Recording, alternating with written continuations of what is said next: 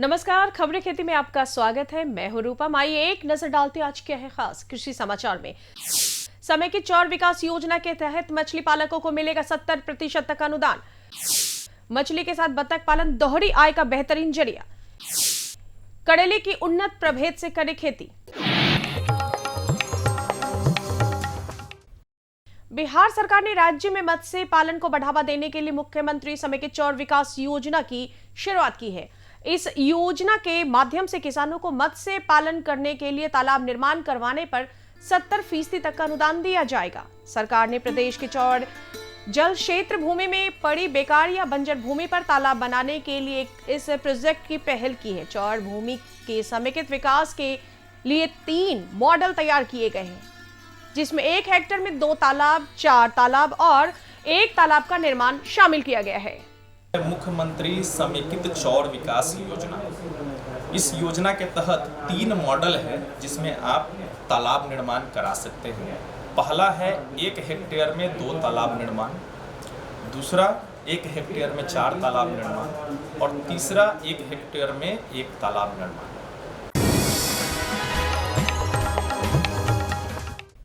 बरसात के समय में तालाब में ऑक्सीजन की मात्रा कम हो जाती है, जिस कारण मछली का विकास प्रभावित हो जाता है और मछलियां सुस्त हो जाती है। तालाब में ऑक्सीजन की मात्रा को बढ़ाने के लिए एरेटर मशीन का प्रयोग मत्स्य पालकों के लिए काफी फायदेमंद साबित हो रहा है।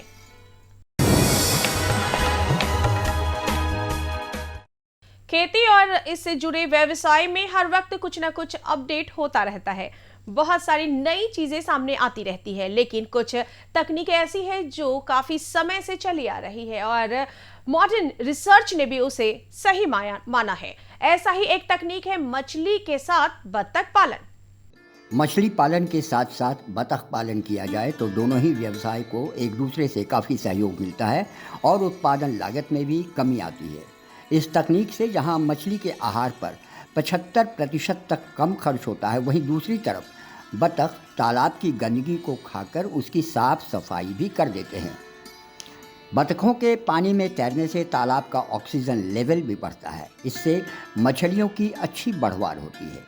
मछली पालन के साथ साथ बतख पालन के लिए 12मासी तालाबों का चयन किया जाना ज़रूरी है।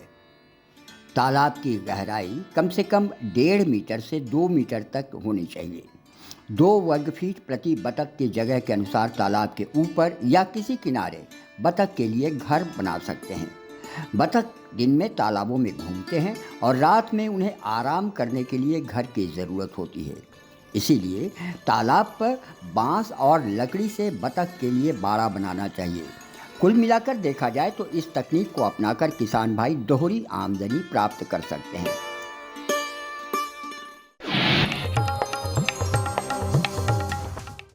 किसान भाइयों, करेला स्वास्थ्य के दृष्टिकोण से काफी उत्तम सब्जी है और बाजार में इसकी मांग भी सालों भर बनी रहती है।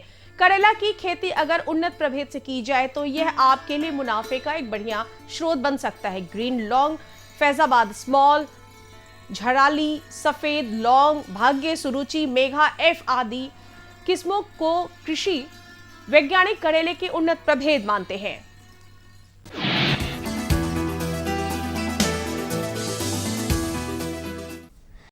खरपतवार को नष्ट करना कृषि में एक मुख्य कार्य माना जाता है। इसे हटाने के लिए आमतौर पर खरपतवार नाशकों का इस्तेमाल खेतों में किया जाता है, जो खेती और जमीन दोनों के लिए घातक साबित होता है। इसे देखते हुए पावर वीडर जैसे यंत्र आज बहुत ही कारगर साबित हो रहा है। पावर वीडर छोटी मशीन है जिसका इस्तेमाल बेहद आसानी से किया जाता है। यह इंजन, फ्रेम, ब्लेड और सहायक पहिए का मिश्रण होता है। खरपतवार को निकालने में माहिर पावर वीडर सब्जियों की कतारों के बीच उगे अनचाहे घास फूस को काफी आसानी से निकाल देता है।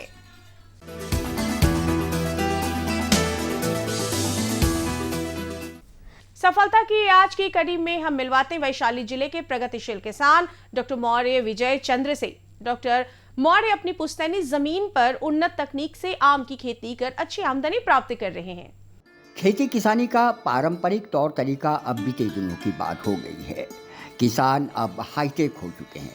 डॉक्टर विजय चंद्र मौर्य ऐसे ही हाईटेक किसान हैं जो अपनी पुश्तैनी ज़मीन पर आम की खेती कर रहे हैं।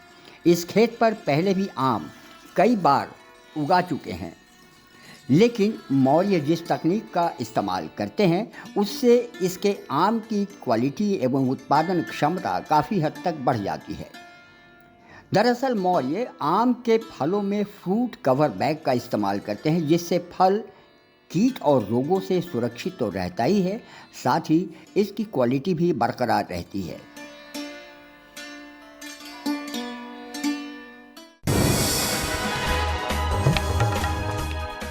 आइए अब एक नजर डालते मंडी के ताजा भाव पर। आइए एक नज़र डालते हैं राजधानी पटना की सब्जी मंडी में और जानते हैं हरी सब्जियों के ताज़ा भाव। नेनुआ 2800 से 3200 रुपये प्रति क्विंटल, परवल 2600 से 2800 रुपये प्रति क्विंटल, करेला 4500 से 4800 रुपये प्रति क्विंटल, टमाटर 6500 से 7000 रुपये प्रति क्विंटल, जबकि खीरा 2600 से 28 रुपये प्रति क्विंटल। और कैसा रहेगा अगले 24 घंटे में राजधानी पटना का तापमान, एक नजर मौसम के मिजाज पर। मौसम विभाग के मुताबिक राज्य के कई हिस्सों में बादल छाए रहेंगे, जिससे तापमान में आर्द्रता बने रहने की संभावना है। इसके अलावा कुछ जगहों पर बारिश भी होगी। अगले 24 घंटों में राजधानी पटना का अधिकतम तापमान 38 डिग्री सेल्सियस जबकि न्यूनतम तापमान 29 डिग्री सेल्सियस बने रहने की संभावना है। अभी आपने खबरें खेती के माध्यम से कृषि जगत की तमाम नई हलचलों को जाना। नमस्कार, मैं किश्वर जबी स्वागत करती हूं आप सभी का कार्यक्रम कृषि दर्शन में। किसान भाइयों, खबरों का सिलसिला यूं ही जारी रहेगा, लेकिन इस छोटे से ब्रेक के बाद। हर जोखिम से निकल कर फसल आए, सुरक्षित हो जाए, फसल बीमा से हर किसान अब आत्मनिर्भर हो जाए। अब सूखा पड़े या बाढ़ आ जाए कोई डर नहीं, अब ओले पड़े या कीट पतंगे फसल खा जाएं, कोई फिक्र नहीं।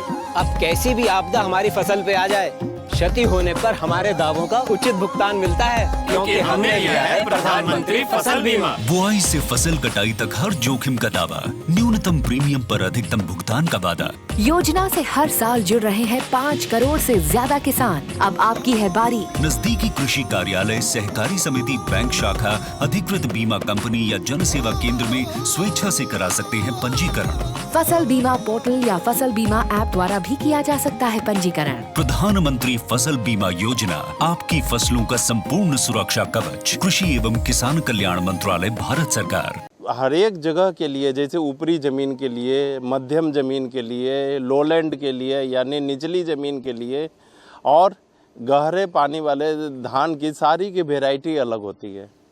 अगर आप इन किसी भी वैरायटी को किसी भी क्षेत्र में अगर उसको बिजाई कर देंगे या रोपनी कर देंगे तो उससे आपके यील्ड पर बहुत ज़्यादा फर्क पड़ेगा, उत्पादकता पर बहुत ज़्यादा फर्क पड़ेगा। ब्रेक के बाद कार्यक्रम कृषि दर्शन में आप सभी का एक बार फिर से स्वागत है। भूमि का प्रबंधन कर फसल उगाने की विधि को शस्य क्रियाएं कहते हैं। इसके माध्यम से फसलों की उत्पादकता बढ़ाई जा सकती है। जैसा कि आप जानते हैं अभी धान की खेती का समय चल रहा है, तो आज हम जानेंगे धान फसल में शस्य क्रियाओं के संबंध में। आइए मुलाकात करते हैं हमारे कृषि विशेषज्ञ डॉक्टर संजीव कुमार से। किसान भाइयों, समय समय पर जो हमारा सिलसिला है जानकारियों का, वो हम आप तक पहुंचाते हैं।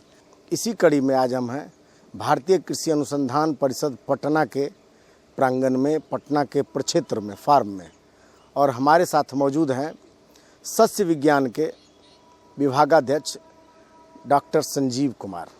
उनसे हम आज बात करेंगे कि धान जो खरीफ हमारी मुख्य फसल है उसकी सस्य क्रियाएं कैसे की जानी चाहिए, कौन कौन सी उसकी क्रियाएं हैं, इसी पर। सर, सबसे पहले आपका स्वागत है हमारे इस कार्यक्रम में। धान सर हमारे यहाँ की प्रमुख फसल है बिहार की, तो परिवर्तन हुआ है, हरित क्रांति आप लोगों ने लाया, फिर प्रयास है उस हरित क्रांति को दोहराने का।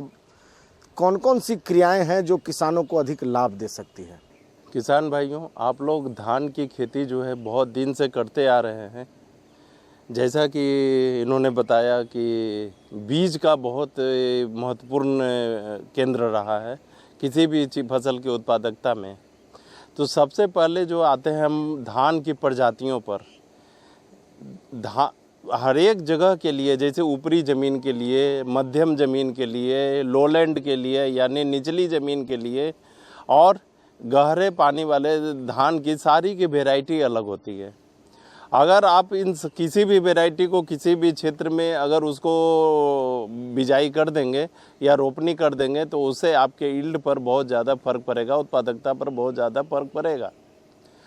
अगर आपकी ज़मीन उछले श्रेणी की है जहाँ पर पानी नहीं जमता है तो वहाँ आप कम अवधि वाली प्रजाति का बीज लगाइए, जैसे कि स्वर्ण श्रेया और राजेंद्र भगवती, ये सब कुछ वैरायटी हैं।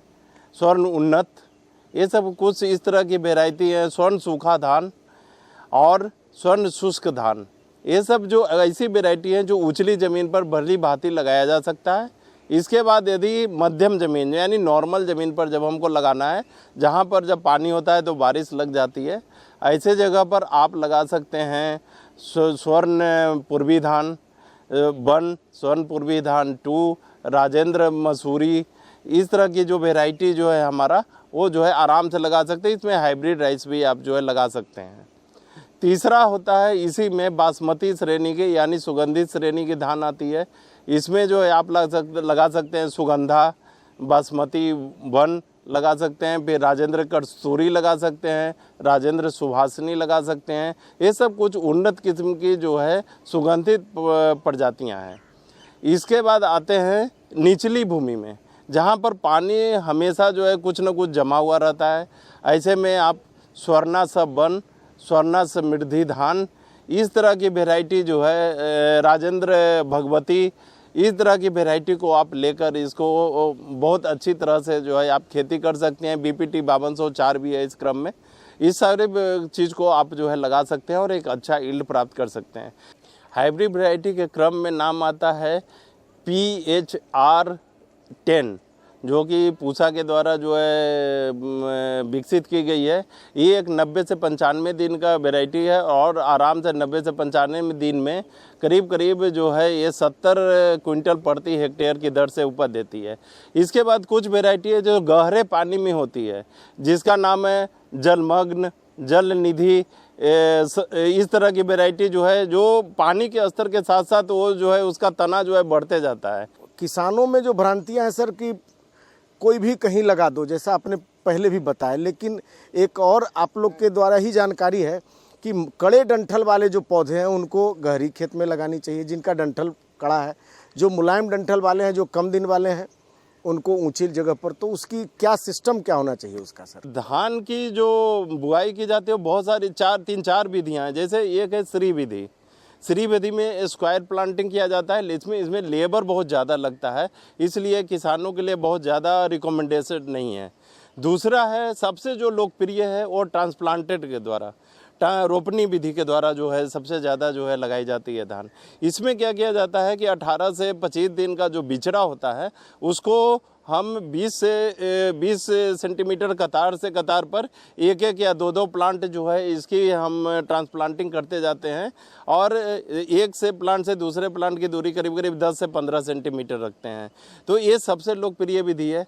तीसरा विधि है, अभी आप देख रहे हैं कि जिस साल बारिश की कमी हो जाती है तो आप 0 टिलेज से इसकी खेती कर सकते हैं, जिसमें खेत को जोतना नहीं है, आपको डायरेक्ट उसमें 0 टिलेज मशीन से उसकी बुआई कर देनी है।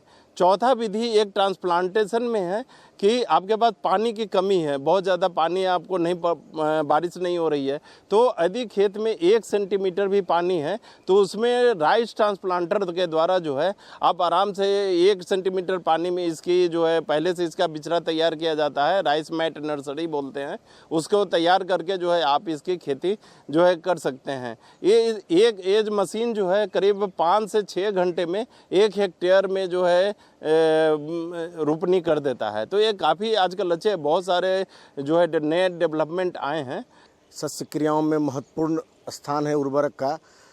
उर्वरक जो किसान हमारे हैं वो बेवजह और बेसमय दे देते हैं, जो जिसका कि समय पर नहीं पड़ पाने से उसका प्रबंध मतलब सही उपज नहीं मिल पाता है। तो क्या सिस्टम है उसको देने का उर्वरक का?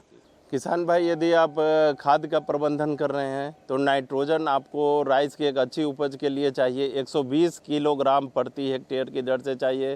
फास्फोरस चाहिए 80 किलोग्राम प्रति हेक्टेयर की दर से और पोटास चाहिए 60 केजी प्रति हेक्टेयर की दर से।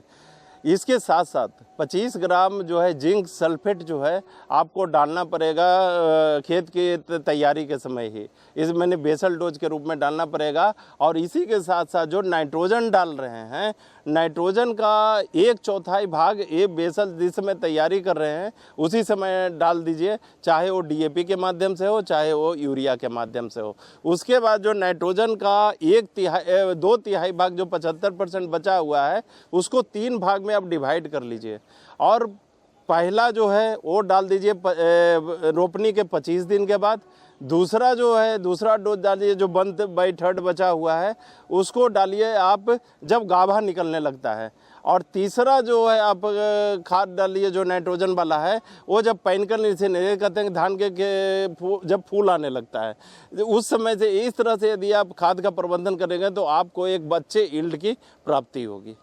तो किसान भाइयों, हम अपने सबसे पहले विशेषज्ञ का आभार प्रकट करते हैं कि आप हमारे कार्यक्रम में आए।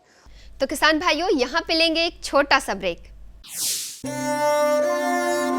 प्रधानमंत्री किसान सम्मान निधि, उसका लाभ उन किसानों को मिलेगा जिनके पास 5 एकड़ से कम भूमि है। आजादी के बाद देश के इतिहास में किसानों के लिए बनी ये सबसे बड़ी योजना है। प्रधानमंत्री किसान सम्मान निधि।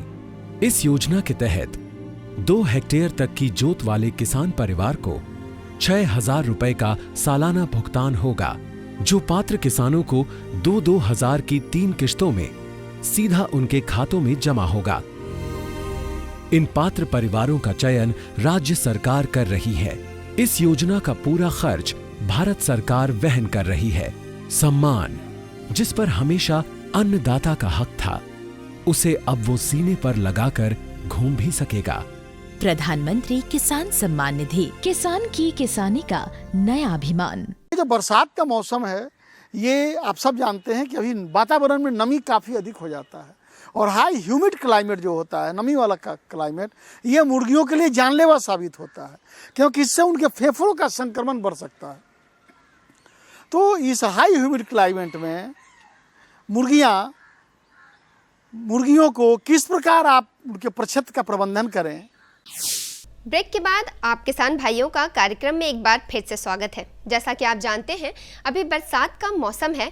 इन दिनों हमारे पशु पक्षियों में कई प्रकार के संक्रमण का खतरा बढ़ जाता है। अब वैसे किसान भाई जो मुर्गी पालन का काम करते हैं, आज हम जानेंगे कि इन दिनों मुर्गियों की देखभाल कैसे करें, उनका प्रबंधन कैसे करें। तो आइए मुलाकात करते हैं हमारे कृषि विशेषज्ञ डॉक्टर पंकज कुमार से। किसान भाइयों, वर्षा का मौसम शुरू हो चुका है और ऐसे में जो हमारे किसान भाई खेती किसानी के साथ साथ जो मुर्गी पालन के क्षेत्र में अग्रसर हैं, तो उनके लिए इस मौसम में खास सावधानी बरतने की ज़रूरत है। तो मुर्गी फार्म का प्रबंधन किस तरह से करना चाहिए, यही आज का हमारा विषय है। और इस विषय पर हमारे साथ बातचीत करने के लिए मौजूद हैं डॉक्टर पंकज कुमार, जो प्रधान वैज्ञानिक हैं बिहार वेटनरी कॉलेज पटना में। सर, कृषि दर्शन कार्यक्रम में आपका हार्दिक स्वागत है। मुर्गी फार्म का जो प्रबंधन है उसे हमारे किसान भाई किस तरीके से करें? जैसा कि आपने बताया कि बिहार में एक व्यवसाय का रूप ले चुका है मुर्गी पालन। पिछले 10 वर्षों में काफ़ी ज़्यादा तरक्की हुई है। शायद ही कोई पंचायत हो जहाँ की मुर्गी फार्म न हो। हर एक पंचायत में 2-4 मुर्गी फार्म हमें देखने को मिल जाती है आसानी से। ऐसी स्थिति में 2-3 तरह के किसान हैं जो मुर्गी पालन हमारे यहाँ 2-3 प्रकार से करते हैं। एक होता है घर के पीछे मुर्गी पालन, जिसे बैकयार्ड पोल्ट्री फार्मिंग कहते हैं, जो रंगीन मुर्गियाँ कई प्रकार की प्रजातियाँ भारत सरकार द्वारा दी जाती हैं। जीविका या अन्य संस्थाओं, कृषि विज्ञान केंद्र, हमारे बिहार पशु विज्ञान विश्वविद्यालय के द्वारा भी, और इसको हमारे किसान भाई पालते हैं और आमदनी प्राप्त करते हैं। दूसरा है अंडा उत्पादन के लिए, जिसको लेयर फार्मिंग कहते हैं। इससे बड़े बड़े किसान इसमें लगे हुए हैं और लेयर फार्मिंग करते हैं। तीसरे प्रकार का मुर्गी पालन जो होता है ब्रॉयलर फार्मिंग, अर्थात मांस उत्पादन के लिए हम लोग करते हैं। उजली रंग की मुर्गियाँ जो आप देखते हैं, जो हमारे लोग खाते हैं हम लोग हैं। तो ये 3 प्रकार की मुर्गियां हैं। और ये जो बरसात का मौसम है, ये आप सब जानते हैं कि अभी वातावरण में नमी काफ़ी अधिक हो जाता है, और हाई ह्यूमिड क्लाइमेट जो होता है, नमी वाला क्लाइमेट, ये मुर्गियों के लिए जानलेवा साबित होता है, क्योंकि इससे उनके फेफड़ों का संक्रमण बढ़ सकता है। तो इस हाई ह्यूमिड क्लाइमेट में मुर्गियों को किस प्रकार आप उनके प्रतिशत का प्रबंधन करें ताकि वो स्वस्थ रहें, क्योंकि लगातार अगर वर्षा पड़ रहा है, कमरे में मुर्गियों की घनत्व ज़्यादा है, वैसी स्थिति में गर्मी उसके शरीर से निकलेगी, ह्यूमिडिटी हाई होगा और श्वसन जनित कई बीमारियां पैदा होंगी। उसके अलावा दस्त की समस्या हो जाती है, क्योंकि पानी आजकल का संक्रमित मिलता है, जो पानी है सो। तो इन सारी बातों को ध्यान में रख करके इन दिनों अगर आप नहीं ध्यान देंगे मुर्गी पालन में, तो आपके मुर्गी फार्म का, चाहे आप ब्रॉयलर फार्मिंग कर रहे हैं, लेयर फार्मिंग कर रहे हैं, मृत्यु दर अप्रत्याशित बढ़ जाएगा। इसलिए आप वैक्सीनेशन कराए भी हुए भी हैं, फिर भी आपको सावधानी बरतने की ज़रूरत है। 3-4 चीज़ जो मुख्य रूप से मैं बताऊंगा अपने मुर्गी पालकों को ध्यान देने के लिए। वो सबसे पहले आवश्यक क्या है कि पानी, स्वच्छ ताज़ा पानी की व्यवस्था सुनिश्चित करना। तो उस इन्फेक्टेड स्रोत से अगर देंगे तो जीवाणुओं का, परजीवियों का या प्रोटोजोअल डिजीज का इन्फेक्शन ज़्यादा से ज़्यादा होने का संभावना बढ़ जाता है। ऐसी स्थिति में पानी के लिए ज़रूर ही पानी में कोई डिसइंफेक्टेंट डाल करके उन्हें दीजिए, या तो अगर पानी ताज़े स्रोत से लीजिए, टंकी अगर रखे हुए हैं तो उसकी साफ़ सफाई कर लें, 1% लाल पोटास के घोल से उसको साफ़ कर लें।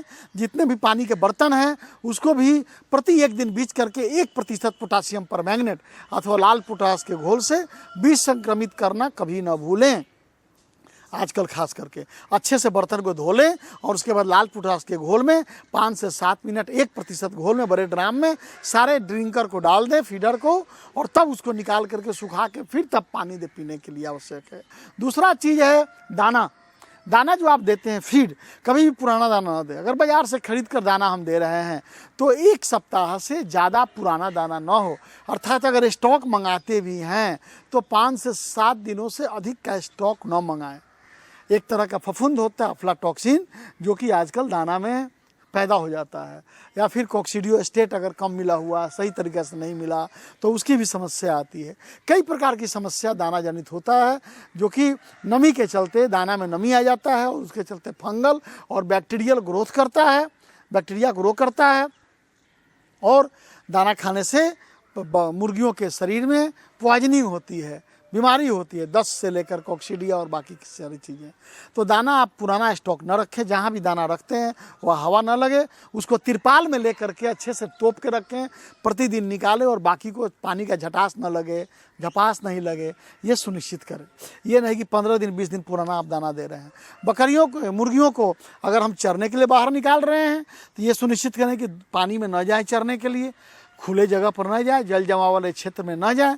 एक महत्वपूर्ण सवाल सर यह कि जो हमारे किसान भाई मुर्गी पालन शुरुआती तौर पे कर रहे हैं, तो उनके लिए फार्म का प्रबंधन में कौन कौन सी सावधानियां बरतनी चाहिए कि ताकि मुर्गी पालन में कोई दिक्कत का सामना नहीं करना पड़े? बिल्कुल, जो हमारे नए किसान हैं उनको अनुभव लेने में थोड़ा वक्त लगता है, हालांकि वो भी अनुभवी हो जाते हैं, लेकिन उनको सावधानी भी विशेष तौर पर ज़्यादा लेना पड़ेगा। क्योंकि देखिए किसान भाई, मुर्गी पालक बंधु, इस व्यवसाय में जरा सी लापरवाही से बहुत अधिक नुकसान होता है। दूसरे व्यवसाय जो पशुपालन संबंधित हैं उसमें उतना ज़्यादा प्रतिशत नुकसान का नहीं बढ़ता है, लेकिन इसमें अगर बीमारी आ जाएगी तो अचानक आपका 100, 200, 500, 1000 मुर्गियाँ मर सकती हैं और आपका कमर टूट सकता है, आर्थिक स्थिति खराब हो सकती है। तो नया अगर आप फार्म बनाए हुए हैं तो आप हमेशा देखें कि मुर्गी के फार्म में पानी न जा पाए, बरसात का हवा ना जाए, उसके लिए पर्दों की व्यवस्था सुनिश्चित करें, प्लास्टिक के बोरे लगा कर रखें, जूट का बोरा कभी ना लगाएं, और अगर नमी ज़्यादा है बिछाली को तो बिछाली बदल दें, कम नमी है तो उसमें हवा का प्रवेश आने दें, और चूना उसमें डालें। 10 गुना 10 का 10 फीट गुना 10 फीट का अगर घर है तो उसमें 3 से 4 किलो चूना सप्ताह में एक बार ज़रूर ही उसमें मिला दें, ताकि वो ठीक ठाक हो जाए, मिल जाएगी। तो बीमारियों से निजात के लिए हमारे किसान भाई किन सावधानियों को बरतें ताकि जो बीमारी है मुर्गी को ग्रसित नहीं कर सके? आपने सही कहा, कुक्कुट अथवा मुर्गी जो हुआ काफ़ी नाजुक पक्षी होता है, छोटा होता है, और थोड़ा सा ही वातावरण के हेल मेल को या वातावरण के उतार चढ़ाव को झेलने में अक्षम रहता है।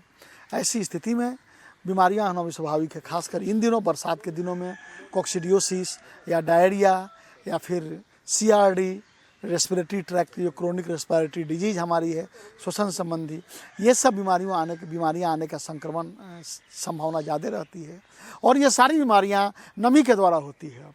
आप जो भी दाना देते हैं, फीड अगर ला रहे हैं तो कभी भी पुराना फीड न दें, या फीड अगर आप जहाँ रख रहे हैं बोरे को, उसको आप अच्छे से तोप के रखें ताकि हवा ना लगे। नमी ले लेगा तो उसमें इन्फेक्शन, फंगस ग्रो कर जाएगा, ये हो जाएगा।